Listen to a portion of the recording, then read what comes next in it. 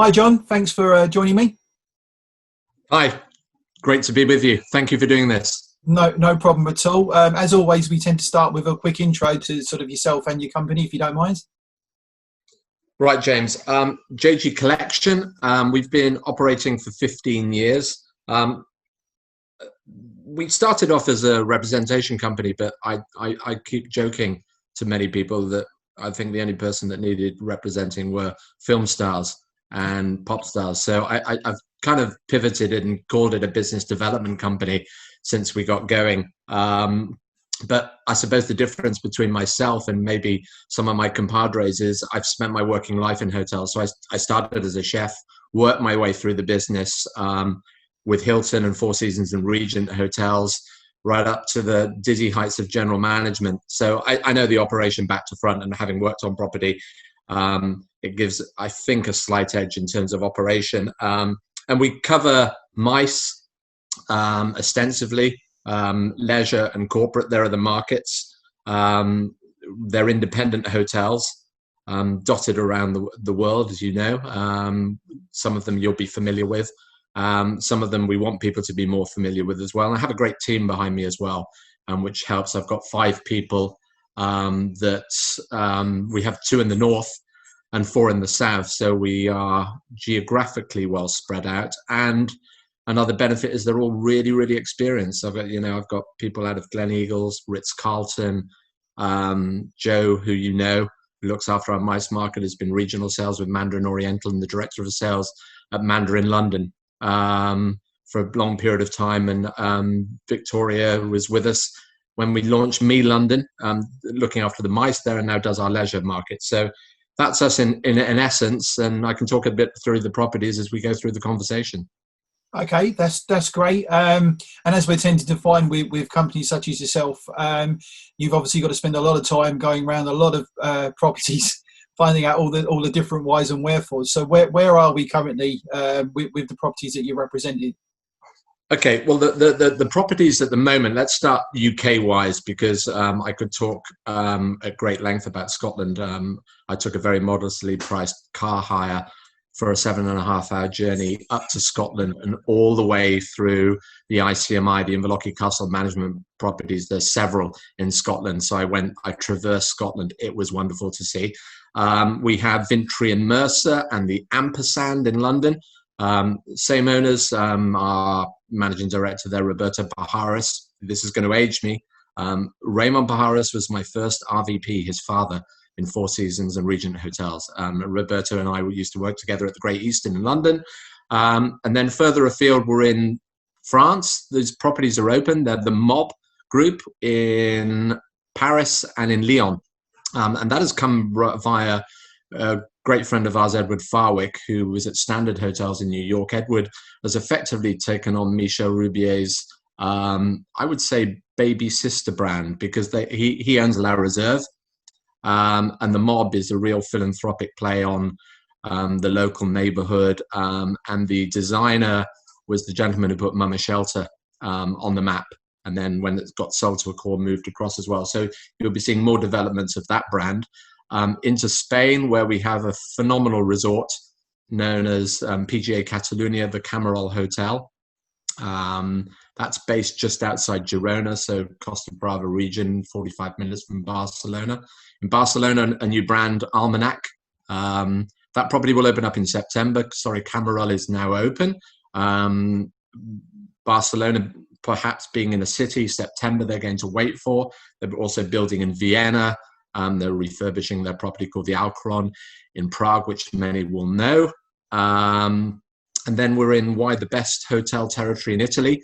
Obviously, that was hit quite hard by the pandemic, but now open up in Florence and in Venice. And then we're into Hillside Beach Club in Turkey, which is in Fethiye, which is a large resort for us down there, fly into Dalaman and into Fethiye. Okay.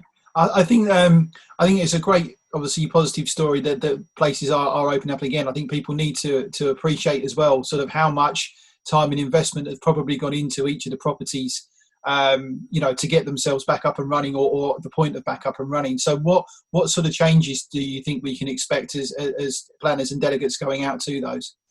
Yeah, and it's a good point. And it's, I just want to reiterate that as well. I mean, when you think about the properties, and I sit uniquely, James, with ICMI. We are their sales and marketing arm, so they have nobody else there. So I set up the central office with them up there in Edinburgh for reservations. Their revenues, like every hotel revenue stream, has just plummeted, and then the overheads continue on.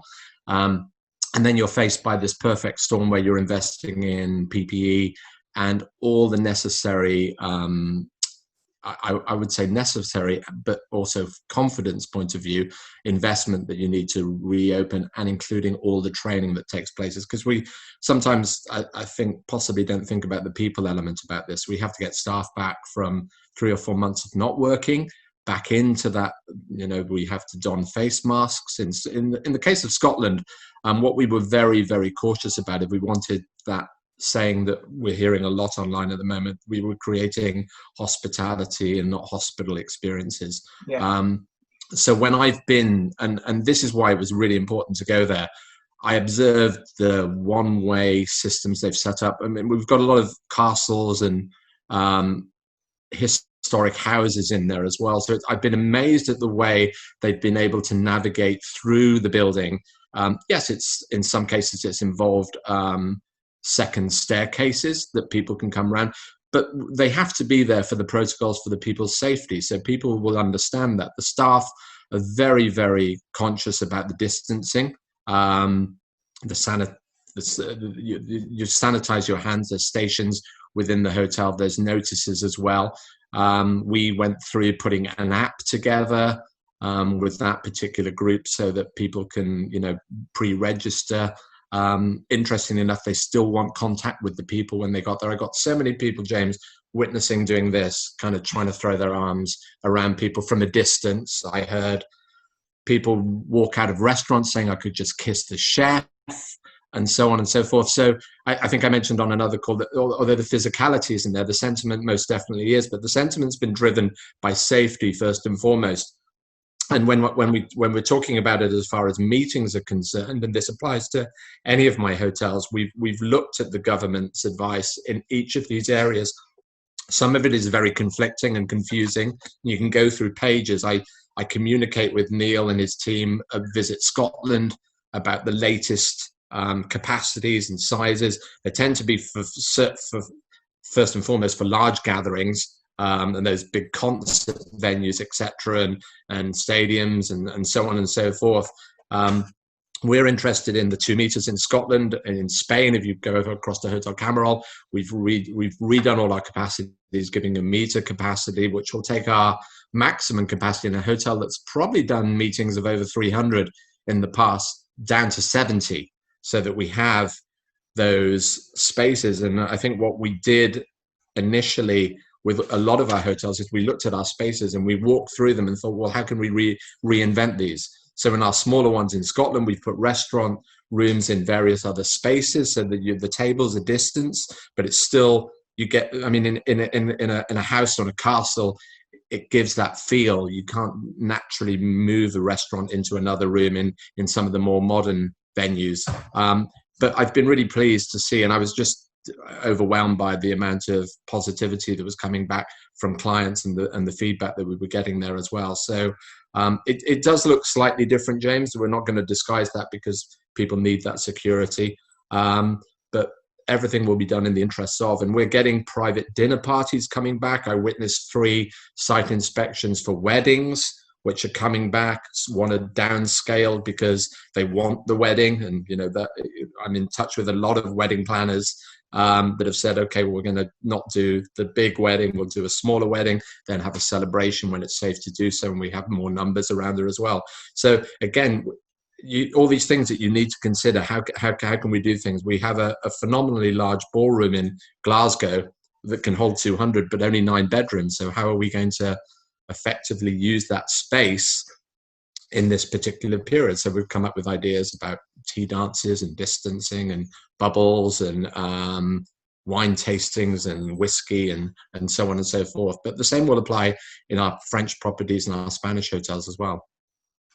I think that's a great point to sort of make in terms of working with venues, working with suppliers, working with planners in terms of being able to make things happen more. I mean, of course, there are going to be certain changes when you go to these venues now. And I like your point in terms of physicality. I've never been the best hugger anyway at events, but I don't know whether I'm quite ready for the fist pump either. So I'm not really sure how we're going to be working that. But obviously, after the initial shock, it's not going to be.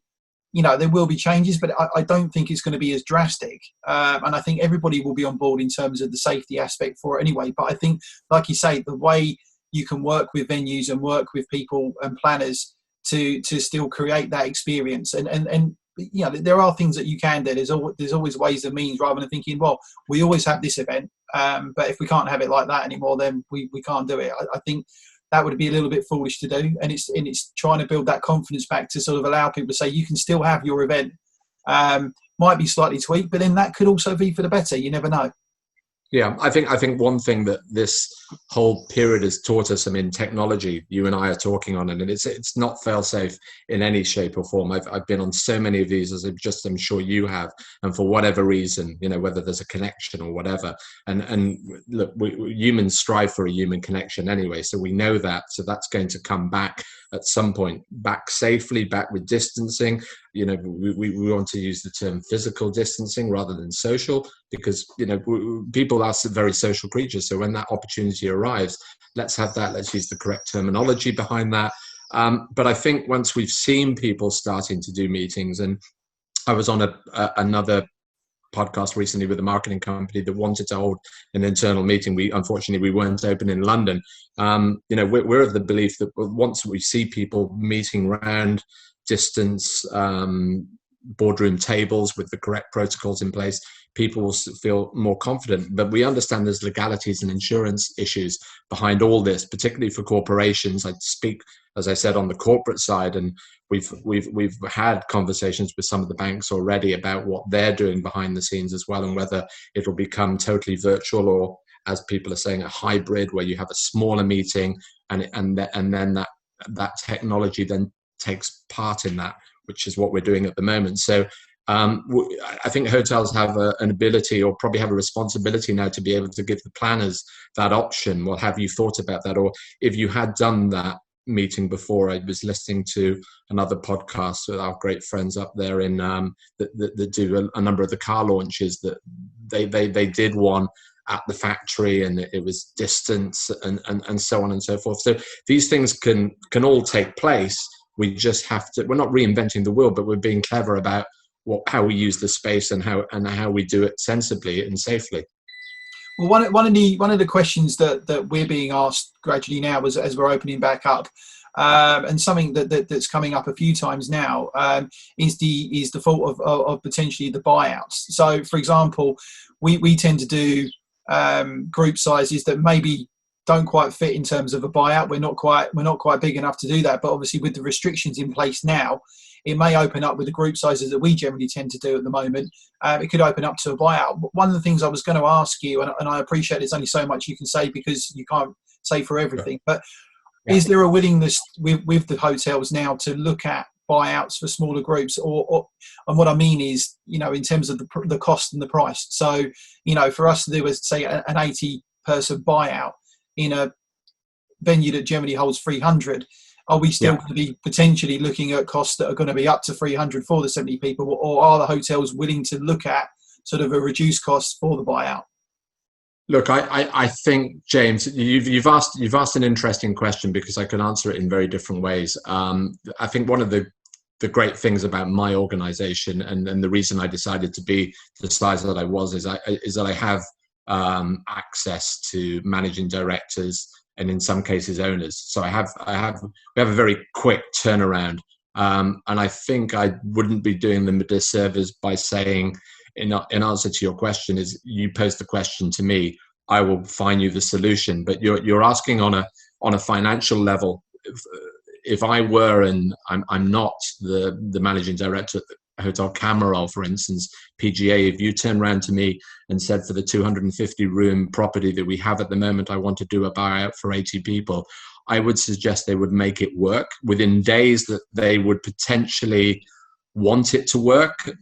they've got 2 professional golf courses there. Golf is a big element of that particular property. And I think with all buyouts, you have to consider, okay, when we were eliminating any F&B spend that could be coming through from external forces, how does that look as well, even in the best of times, let alone with COVID, and come up, I think, with a fair pricing? Because again, the revenue for hotels has dropped off a cliff.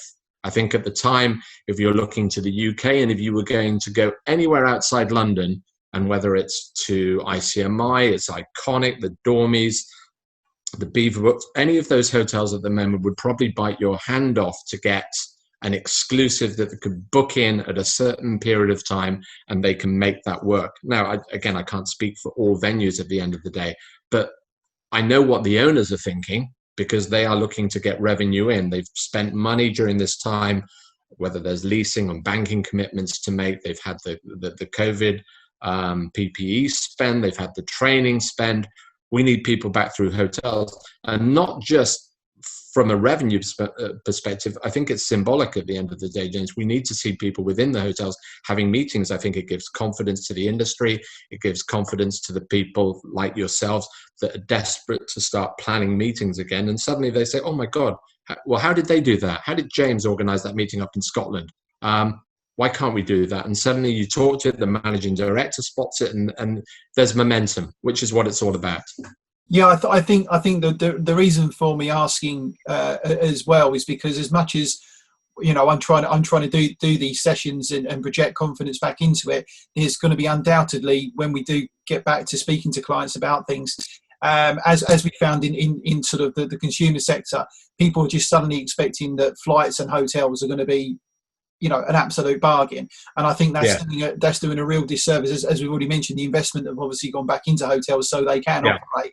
And I want to make sure, as much as we're building confidence, we can go back into our clients and sort of realistically project what it's going to cost. So we're not an agency, and I try not to be an agency with our team that have to haggle the cheapest rate. We're not going to be the cheapest rate, because we respect our suppliers and we respect the value that they offer. So I'm just trying to get a feel, and we want to go back to clients to sort of say, look, there are obviously deals, there's always deals to be had, but please don't think that we're going to go back and get the cheapest rate you've ever seen. No, it's a good point to make, James. I mean, I've bumped into people from the corporate world. Southwest London's quite a small insular place for hoteliers and corporate buyers, and I've had people come up to me in the street and told me that they've been quoted on hybrid meetings, and actually not physically meetings. They're just online, and they've been too expensive themselves, because you find a lot of companies out there have had to pivot into areas that they don't particularly work in all the time, and they've had to bring in external suppliers for which everybody needs to be paid, and therefore they're looking at the cost of that and thinking, wow.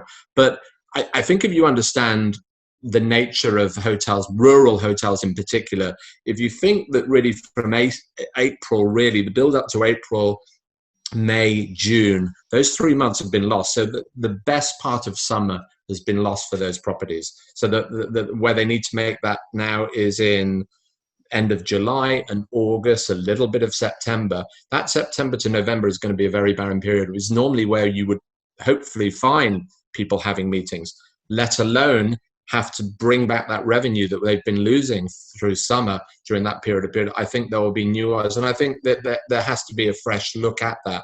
What I would say for the smaller venues as well, what I would like planners to consider as well, is when they're doing things like that, if they take that space away from a hotel for whatever reason, that we can get that conversation going a lot quicker, and not having those contracts being passed backwards and forwards.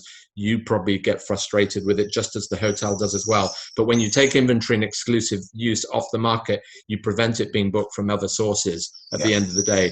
And we have had the rise over the last 10 years of the revenue management department. Sometimes they're referred to as a sales prevention office.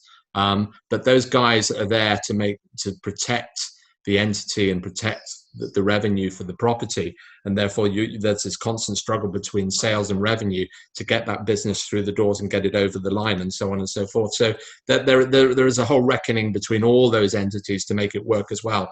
But if I can say on behalf of my collection and JG, I know the managing directors will welcome with open arms any inquiries that are coming through at the moment, and they'll jump through hoops to make sure that we can get them across the line. Fantastic. That's really, really great news and really positive message to put across. Is there anything else that you'd like to add in terms of things? No, I think look, we are all learning at the moment through this particular period. I think I took some solace in being able to see hotels being operated. I want my London properties back through the door. I want to go and see my friends in Spain, in Italy, and France. Some of these properties, as you will know, you're speaking to suppliers such as ours. Some of them have given us some revenue during this particular period, which we're enormously grateful for. We want to see others come back as well.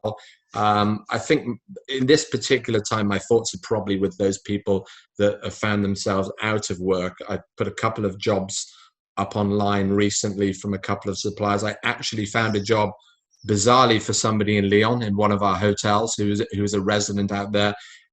It's with all those kind of small stories, the one I was talking to you about the Caribbean today, that's just confirmed, regardless of whether or not there's going to be COVID testing pre and post trip, and they're still going out there as well. We need those good news stories that we're filtering through as well. I understand the need for the masks and the safety and the sanitizing and the protocols. I can see that happening. But what I'd like to get the industry to do is balance that out with actually real life imagery, real life shots of what is happening within your property, in your resort, and your hotel at the moment, so the public can gain confidence. I don't want to see last year's imagery. I don't want to see the gloss. I want to see what's happening at the moment, so that people manage it and film it in the way that it should be filmed. But let's see guests sitting at tables and eating. Let's see the food being prepared and served, and people taking drinks at bars. And then we'll see people on planes, and then we'll see people on trains. So I'm all for getting people back, James.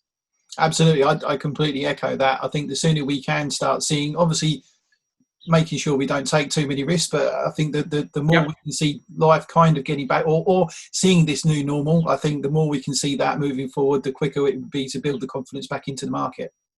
Yeah, you're right. So safety is paramount. It's number one on everybody's agenda at the moment. I felt enormously happy with the way that my Scottish friends have reacted. I know it will be the same for my Spanish and my French friends as well. People first and foremost want to see that, but they also want a level of hospitality that they still recognize, whether that's in a meeting environment, wedding environment, holiday environment. It's so important, because people will be now making a decision in offices, corporately, and families at home. What do I do? Do I go overseas? Do I stay here? First and foremost, the safety question needs to be answered and resolute in everybody's mind to give them confidence. And then the public themselves have to have the confidence. You have to have a couple of confident managing directors that say, we're going to have that meeting. Okay, it's not going to be as many people that we used to have, but we're going to do it, and we're going to do it safely. And hopefully that they're all insured to be able to do it as well, which is another big question that's coming up at the moment. And then we can see some level of the back of this and some level of normality, slowly but surely. Brilliant. Well, thank you very much. It's been fascinating talking to you about all of this, and again, it's great to project these messages of confidence, and great to hear, obviously, the properties that you're representing as well opening up again, real positive messages. So, really appreciate you joining me today, James. It's been an absolute pleasure. Thank you very much for the opportunity. Keep the good work up. Lovely. Thank you very much for that.